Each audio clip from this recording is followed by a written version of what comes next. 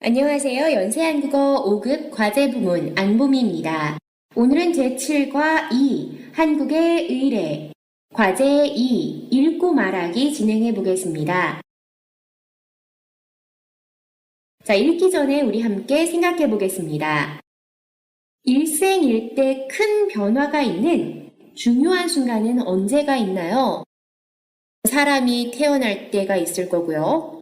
그리고 또 어른이 될 때, 그리고 또 새 사람을 만나서 새 가정을 이룰 때도 있을 거고, 또 아이를 낳을 때나 죽을 때, 이런 것들이 있겠죠?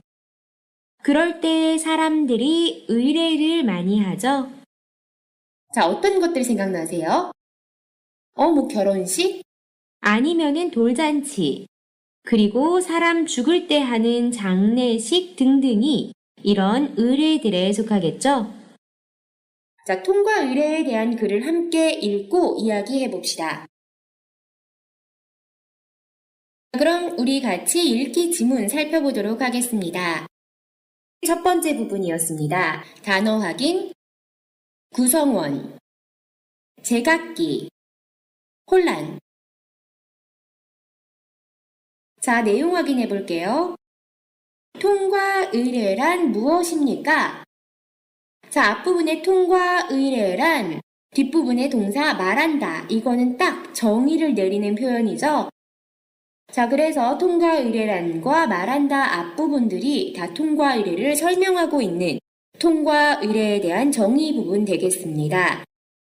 자, 바로 한 사회의 구성원이 평생 동안 겪는 변화와 이로 인한 문제를 통과하고 극복하기 위한 문화적 행위라고 했습니다.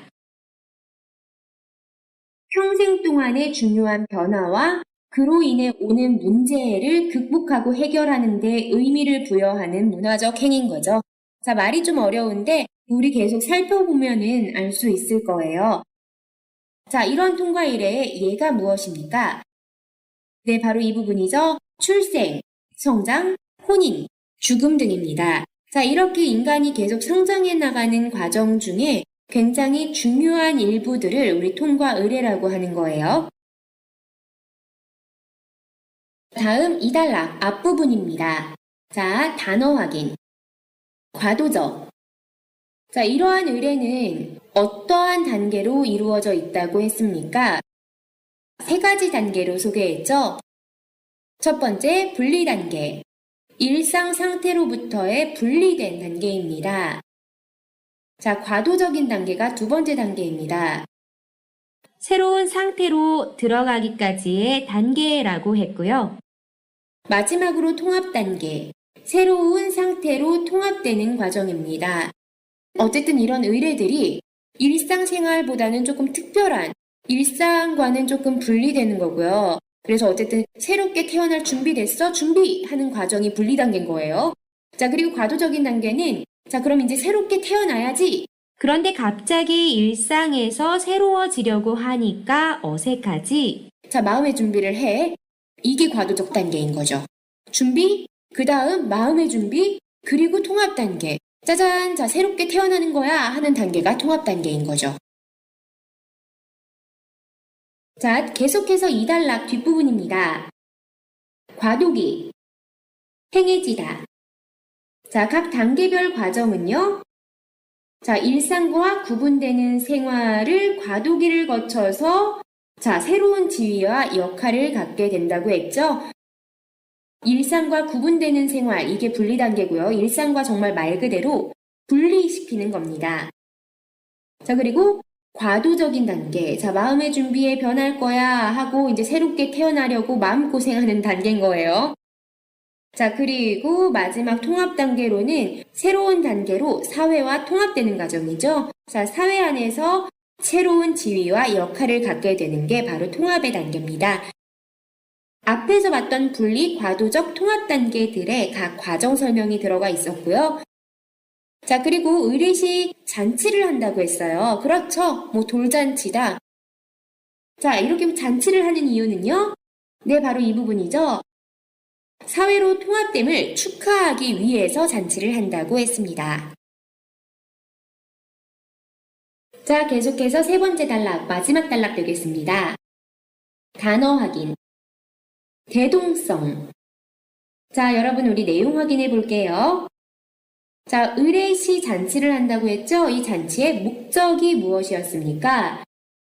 네, 두 가지로 나눠볼 수 있겠죠?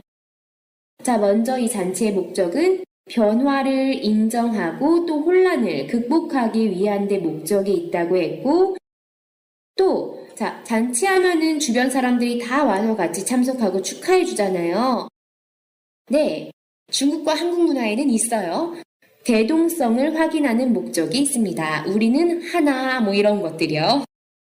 자, 그리고요. 자, 잔치에서 일상생활의 의식과 구분되는 것들이 준비되는 이유는요. 자, 일상에서 구분되는 것들은 자, 입는 것 말하고요. 먹는 것 말하죠. 그래서 옷과 떡, 고기, 술 등이 바로 그런 것들입니다. 자, 이런 것들이 준비되는 이유는 네, 앞부분입니다. 새로운 생활 집단으로 다시 태어남을 확인하기 위한 것입니다. 당연히 새롭게 태어나서 새 사람이 되려면 평범한 거 먹어서 안 되겠죠? 평범한 거 입어서 안 되겠죠? 축하할 일이니까 잔치하는데 그냥 잔치가 아니구나. 사회학적으로는 이런 목적성이 있고 또 이런 의미가 있구나. 어떻게 좀 이해하셨어요? 이해 잘 하셨다면은 우리 읽기 후 활동 진행해 보겠습니다. 교재 189쪽 봐주시면 되고요. 자, 1번. 통과 의례는 무엇입니까?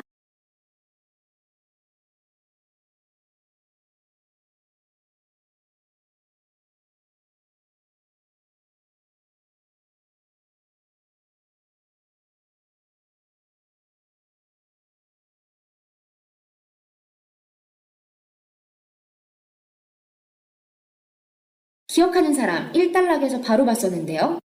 자, 일단은 통과 의례는 문화적 행위이다로 정의할 수 있죠. 자, 그런데 어떤 문화적 행위인지를 우리 누가 하는 문화적 행위인지, 언제 하는 문화적 행위인지, 무엇을 하는 문화적 행위인지를 문화적 행위이다 앞부분에 붙여서 한번 말해볼게요. 자, 누가? 한 사회의 구성원이 하는 행위죠. 자, 언제? 평생 동안입니다. 평생 동안 중요한 순간마다 하는 거죠. 자, 무엇을 하는 거죠? 자, 육체적으로, 자, 신체적으로 또는 사회적으로 변화와 문제를 통과하고 극복하는 행동입니다. 자, 이거 연결해서 말하면 어떻게 설명해 볼 수 있겠죠? 통과 의례는 한 사회의 구성원이 평생 동안 육체 사회적 변화와 문제를 통과하고 극복하는 문화적 행위이다로 간단하게 말하면은 짜잔, 자, 아래에서 우리 1단락에서 봤던 이 복잡한 정의를 조금 더 간단하고 정확하게 말해볼 수 있겠죠? 계속해서 2번입니다. 다음 표를 완성하십시오.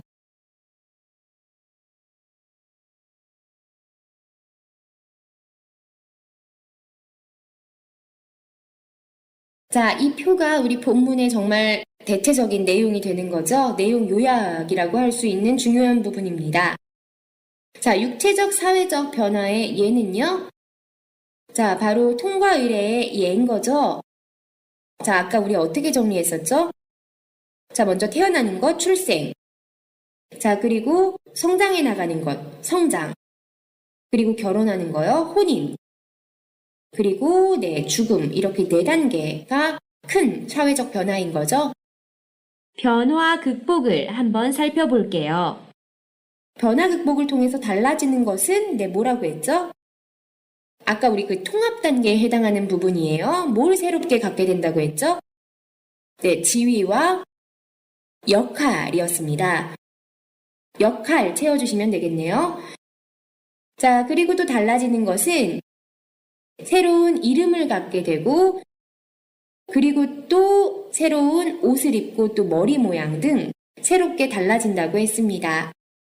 자, 그리고 잔치를 한다고 했어요. 자, 이 잔치의 장소는 집이나 마을의 특정 장소에서 한다라고 했고, 참여 구성원은 친인척, 마을 사람들이라고 했어요.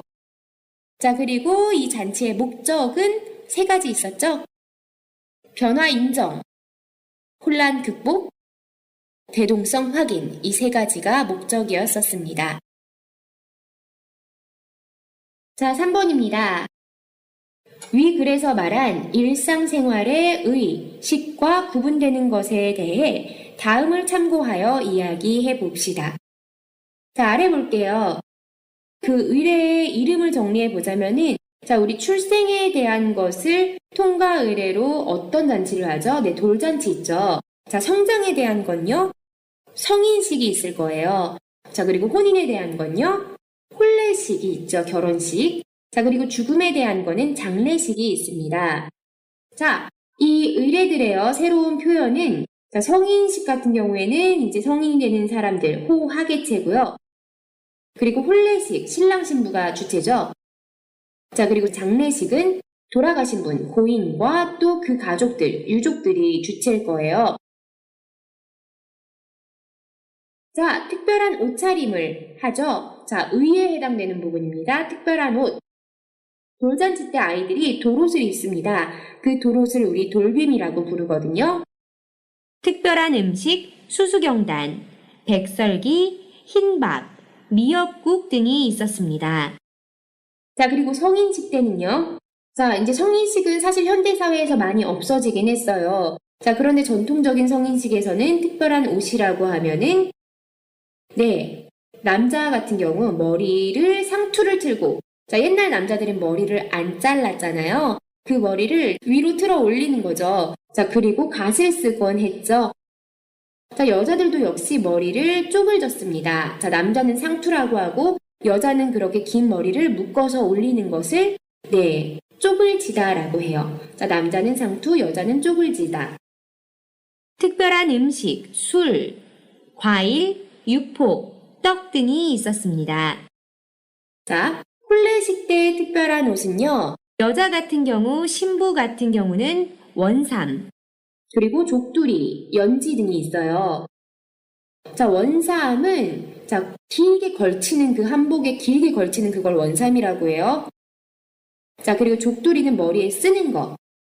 그리고 연지는 여자가 화장할 때 입술이나 뺨에 찍는 붉은 빛깔의 염료입니다. 족두리를 쓰다, 연지를 찍다로 동사 정리해 보실 수 있어요. 사무관대, 이거는 남자 신랑의 복장이에요.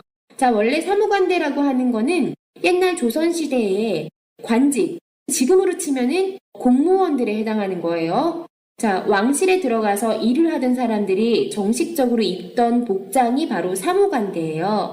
여러분 한국 드라마 중에서 현대극 말고 아마 옛날 전통시대를 배경으로 한 사극을 봤으면 이런 복장 아마 보셨었을 거예요. 자, 특별한 음식 대추, 밤, 닭, 국수, 떡 등이 있었습니다. 자, 그리고 장례식 같은 경우는 고인과 유족을 대상으로 해서 특별한 옷이라고 하면은 고인은 수의를 입었습니다. 자, 하얀색으로 된, 네, 이제 마지막 가는 새 옷이죠. 마지막 갈 때 입혀드리는 새 옷을 수의라고 하고요. 자, 그리고 유족들은 검정색 옷을 입죠, 주로. 하지만 옛날 전통적으로는 유족들도 역시 하얀색 옷을 입었습니다. 자, 어쨌든 돌아가신 분의 가족분들이 입는 옷을 우리는 상복이라고 합니다. 자, 장례식 때는 고기와 술, 떡이 준비되곤 했습니다. 대략적으로는 이제 소개가 끝났고요. 자, 우리 이거 4가지 다 말해보지 않고 우리 현대사회에도 계속 이어지고 있는 돌잔치와 혼례식에 대해서 이야기해 볼게요. 자, 혼례식 같은 경우, 지금도 전통 혼례가 이어지고 있나요? 아니요. 완전한 전통 혼례는 아닌데 일부 신랑 신부들이 조금 특별함을 찾아서 전통 혼례를 찾는 경우가 있기도 하고요. 자, 조금 이런 전통 혼례가 간소화된 요즘에 패백이라고 해요. 현대 결혼식을 끝내고 이제 하객들이 피로연에 가서 식사를 하시는 동안 신랑 신부와 그 가족들은 아주 간단한 전통 혼례 방식의 혼례를 또 해요. 그거를 바로 우리 패백이라고 하고 그 부분이 지금 남아있는 전통 혼례식의 일부입니다. 그럼 우리 같이 말하기 연습해 볼게요. 돌잔치와 혼례식을 가지고요. 자, 먼저 돌잔치와 혼례식 도입부는 다 똑같이 가보겠습니다. 우리 본문에서 배운 내용 좀 요약해가지고 말해보면서 도입 만들어 볼게요. 자, 한국에서는 먼저 돌잔치나 혼례식을 설명하는 것을 앞에 붙여주고 는 그리고 돌잔치나 혼례식 넣어서 때에 새로운 차원의 생활 집단으로 다시 태어나게 됨을 확인하기 위해서 아까 우리 이런 의례의 목적 넣어주신 거죠. 자, 일상생활과 구분되는 의복과 음식이 준비되었습니다. 자, 이렇게 먼저 소개를 해주시고요. 자, 근데 우리 여기에서 이제 뒷문장에다가 배웠던 문법 좀 한번 붙여볼게요. 옛날 전통사회에서는 이렇게 새로운 음식과 특별한 의복을 준비하는 게 일상생활과 굉장히 차별화되는 일이었는데 현대사회에서는 뭐 특별하게 그렇게 엄청 차별화될 것까지는 없어졌죠. 자, 그래서 일상생활과 차별화되다를 을 것까지는 없겠지만 사용해서 연결해 보도록 하겠습니다. 자, 하지만 전통사회에서는 굉장히 일상과 차별화되고 또 과도기를 거쳐서 새로운 지위와 역할을 갖게 되는 특별한 의미들이 담겨져 있습니다. 자, 이런 의례에 우리 본문에서 살펴봤던 의미까지 다 넣어서 말해보도록 하겠습니다. 자, 그럼 돌잔치부터 도입부 출발해 줄게요. 자, 돌잔치는 한국에서 아이가 태어난 지 만 1년이 되는 것을 축하하는 거죠. 아이가 태어난 지 만 1년이 되는 것을 축하하다. 돌잔치 넣어서 어떻게 말해보면 되죠? 네. 한국에서 아이가 태어난 지 만 1년이 되는 것을 축하하는 돌잔치 때에 새로운 차원의 생활 집단으로 다시 태어나게 됨을 확인하기 위해서 일상생활과 구분되는 의복과 음식이 준비되었습니다. 물론 현대사회에 들어와서는 특별히 일상생활과 차별화될 것까지는 없겠지만 전통사회에서는 일상과 차별화되고 과도기를 거쳐 새로운 지위와 역할을 갖게 되는 특별한 의미들이 담겨져 있습니다. 자, 이제 돌잔치의 특별한 의복과 음식 설명해 볼게요. 자, 의복부터 설명할 거예요. 의복 설명하기 전에 먼저 붙여주세요. 자, 돌잔치 때 우리 표에서 확인했던 아이들이 입는 옷들이 뭐였죠? 네, 돌빔, 도롯이었죠? 돌빔이라고 불리는 도롯을 입습니다. 자, 그런데요, 구체적으로 조금 여러분 가르쳐 드릴게요. 자, 아이들이 전통 한복을 입죠? 그런데 완전 전통은 아니고 좀 특별한 한복이에요. 머리에 복권을 쓰죠. 머리에 뭔가 이렇게 모자 같은 거, 긴 모자 쓰잖아요. 그거 복권이라고 합니다. 머리에 복권을 쓰고, 자, 그리고 가슴에는 돌띠를 맵니다. 그리고 허리에는 돌주머니를 차요. 복주머니라고 하는 거 있어요. 화면에 사진 봐주세요, 한번. 자, 그리고 돌복으로 어떤 걸 많이 입냐면은 여러분 많이 봤을 거예요. 스트라이프 무늬인 거죠. 색동저고리. 자, 화면 봐주세요. 이게 바로 색동저고리거든요. 자, 바로 왜 색동저고리를 입는 의미는요. 바로 액땜, 나쁜 운을 물리친다는 액땜과 또 복을 불러온다는 의미에서 입었던 거라고 하네요. 자, 그럼 이런 것들 바탕으로 어떻게 설명해주면 될까요? 화면 보고 따라 말해주세요. 먼저 돌잔치 때 아이들은 돌빔이라 불리는 도롯을 입습니다. 머리에는 복권을 쓰고 가슴에는 돌띠를 메고 허리에는 돌주머니를 찹니다. 특히 돌복으로 입는 색동저고리는 액땜과 복을 불러온다는 의미에서 입기도 했습니다. 자, 그래서 일상의 의복과는 굉장히 좀 특별했었죠, 옛날 사회에서요. 자, 그 다음 음식 볼게요. 자, 돌잔치에서 차려지는 음식을 우리 돌상이라고 합니다. 돌상에 꼭 올라가는 음식이 바로 이거예요. 수수경단, 백설기, 그리고 흰 쌀밥, 그리고 미역국 등이 올라갑니다. 자, 수수경단 색깔이 붉은색을 띠고 있거든요. 자, 이거요. 부정을 막는다는, 액땜을 한다는 의미 있고요. 자, 백설기나 흰밥 이런 것들은 무병을 의미하고 그리고 또 배부르게 아이가 자라나면서 굶지 않고 배부르게 먹기를 바라는 의미를 가지고 있습니다. 미역국, 한국 사람들 생일에 미역국 꼭 먹죠? 이거 왜 그런 거예요? 자, 이거 왜 그러냐면요. 저도 찾아봤는데요. 자, 우리 미역국 같은 경우는 워낙에는 산모가 아이를 낳은 후에 몸조리를 하잖아요. 자, 그때 피를 맑게 해주기 때문에 미역국을 많이 먹게 돼요. 몸에 좋기 때문에 먹는 거죠. 자, 그런데 또 이거를 우리 이제 아이를 낳게 해주셔서 감사합니다 라는 의미로 제사 지낼 때 삼신할머니에게 제사 지내거든요. 그 삼신할머니에게 차려드리는 삼신상에도 미역국이 올라가요. 그리고 산모가 먹기 때문에 아이들도 네, 엄마가 나를 이렇게 낳느라고 고생했어 라는 의미를 되새기면서 생일 때마다 먹게 하는 거라고 하더라고요. 자, 뭐 그런 의미가 있습니다. 자, 그러면요, 이것들 바탕으로 문장 만들어 볼게요. 돌잔치의 돌상에는 수수경단, 백설기, 흰밥, 미역국 등이 올라가는데 무병과 부정을 막는 의미를 가지고 있습니다. 자, 계속해서 이제 혼례식으로 넘어가 보겠습니다. 자, 혼례식 도입부도 같은 틀로 만들어 줄게요. 자, 혼례는 어떻게 설명해 보면 되죠? 남녀가 사회적으로 결합하는 과정이죠. 남녀가 사회적으로 결합하는 과정이다. 사용해서 말해 볼게요. 한국에서는 남녀가 사회적으로 결합하는 과정인 혼례 때에 새로운 차원의 생활 집단으로 다시 태어나게 됨을 확인하기 위해서 일상생활과 구분되는 의복과 음식이 준비되었습니다. 물론 현대사회에 들어와서는 특별히 일상생활과 차별화될 것까지는 없겠지만 전통사회에서는 일상과 차별화되고 과도기를 거쳐 새로운 지위와 역할을 갖게 되는 특별한 의미들이 담겨져 있습니다. 자, 이렇게 혼례식 도입 한번 해봤고요.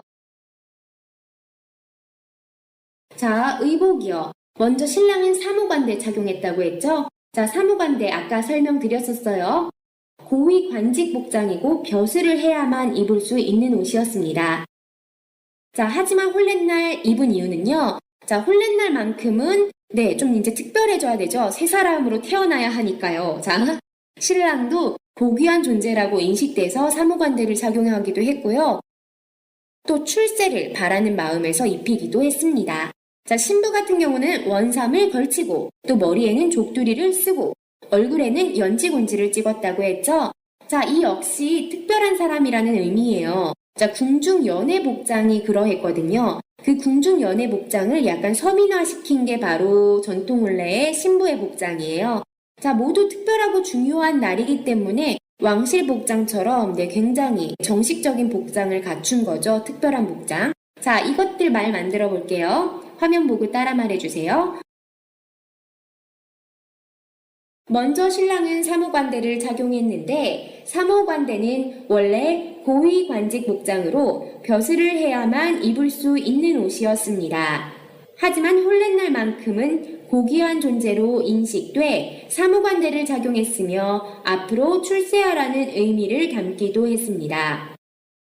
또한 신부는 원삼을 걸치고 머리에는 족두리를 쓰고 얼굴에는 연지곤지를 찍었는데 이 역시 궁중연회 복장에서 유래한 것입니다.